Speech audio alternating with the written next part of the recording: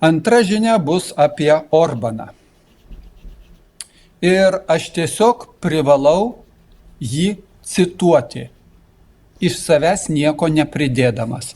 Kodėl? Todėl, kad net nėra kaip ką pridėti. Taigi cituoju Orbaną. Tie, kas palaiko Ukrainą, palaiko karą. Todėl tie, kas palaiko Ukrainą šiandien, palaiko tą Ukrainą, kuri nori tęsti karą.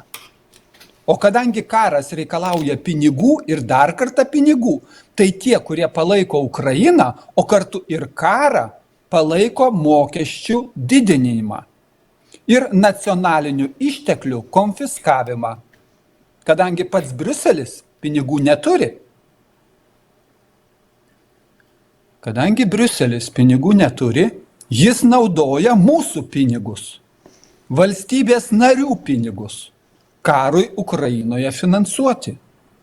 Siūloma skirti daugiau negu 20% ES biudžeto, 26 metų ES biudžeto Ukrainai.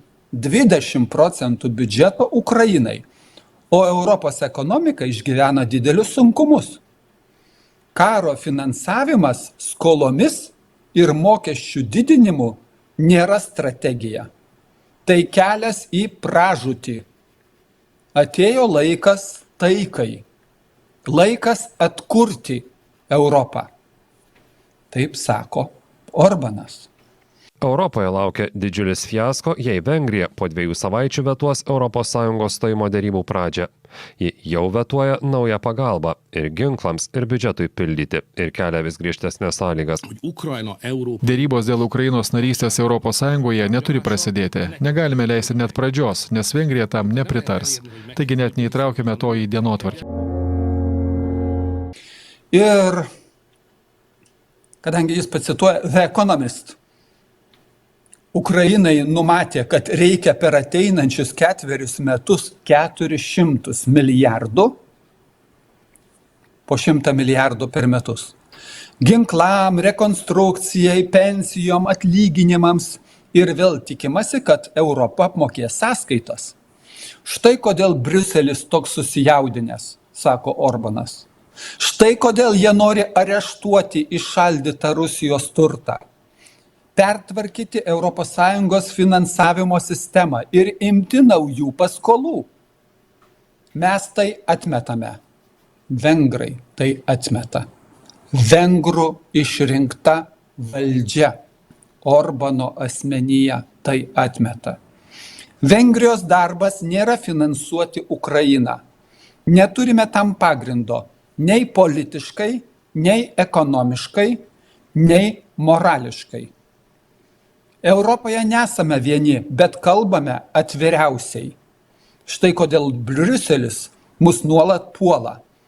Jie nori vengriškos vyriausybės pavaldžios su Europos prokuratūra, su Europos Sąjunga, atitinkančia ekonomikos politiką, su Briuselio patvirtintais ekspertais ir ministrų pirmininku, kurį galėtų kontroliuoti. Per ateinančius 4 metus remsime vengrų šeimas, Vengrijos įmonės, Vengrijos pensininkus. Štai kodėl įvedame mokesčių lengvatą mamoms, auginančioms 2 arba 3 vaikus. Išplečiame 3% paskolų schemą verslui ir gražiname 14 mėnesio pensiją. Negalima leisti, kad į Ukrainą būtų siunčiami vengrų pinigai. Taip pasakė tokias mintis prieštaraujančias Europos Sąjungai, į kurią Lietuva neįstojo teisėtų būdų į Europos Sąjungą. Įstojo sulaužydami konstituciją, kaip mūsų valdžia konstituciją sulaužė. Taip mato Europos perspektyvą Vengrijos vadovai. Aš galiu pasakyti tik tai, kad nei vienu žodžiu negaliu prieštarauti, tik tai palaikyti. O dabar apie karą. Aš įsiterpsiu tik dėl Orbano. Aš irgi negaliu prieštarauti ir visiškai palaikau Vengrijos lyderį, ką jisai čia pasakė. Pagarba šiam žmogui. Pagarba tikrai taip. Kaip jūsų manimo ES sugeba susitvarkyti su Vengrija? Nes Vengrija yra būtent ta juodoji gulbė, kuri blokavo ir 18 milijardų pagalbą Ukrainai. Vėliau vis radusi progą pareiškė, kad nesiūs ginklų, nedarys to, nedarys ano. Ką daryti su pačia Vengrija? Nu, Vengrija de facto jau nėra Europos Sąjungoje. Jeigu jį užima putinišką poziciją, tai jinai jau perėjo į kitą stovyklą.